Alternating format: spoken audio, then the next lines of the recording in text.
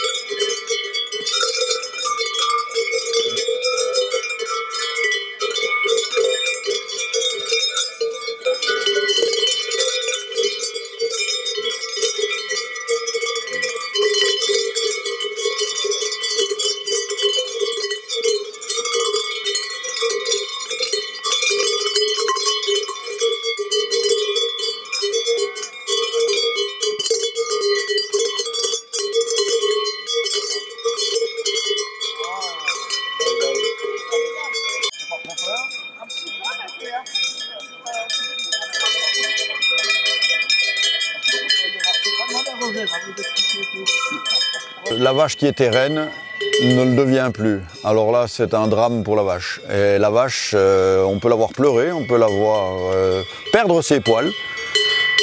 Et ça, c'est des choses qui arrivent. Hein. C'est vraiment quelque chose d'assez étonnant parce qu'elle a un caractère qui est extraordinaire.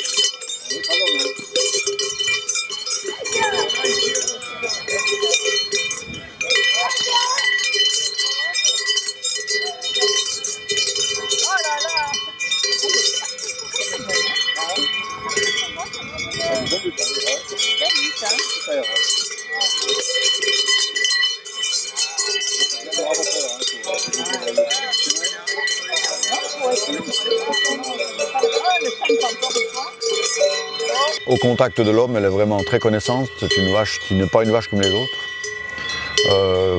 Quand on va partir à l'alpage, dans 1 mois et demi à peu près, 1 mois, on va partir d'ici, on va monter, on va marcher 2 heures, on n'a pas besoin d'une corde, rien du tout. La vache, elle est collée derrière nous. Et au mieux, certaines, elle pourrait partir toute seule, elle arriverait là-haut toute seule parce qu'elle sait où elle va, elle sait quand elle monte, c'est vraiment quelque chose d'extraordinaire. Mais cette hiérarchie, c'était quelque chose d'indispensable dans ce qu'on appelle l'alpé ou dans les grands alpages avec production de lait, ce qui n'est pas le cas pour nous, mais avec production de lait. Il faut que la hiérarchie s'établisse, la reine, ses dauphines et ainsi de suite, pour que le troupeau soit calme et que la production de lait soit optimum.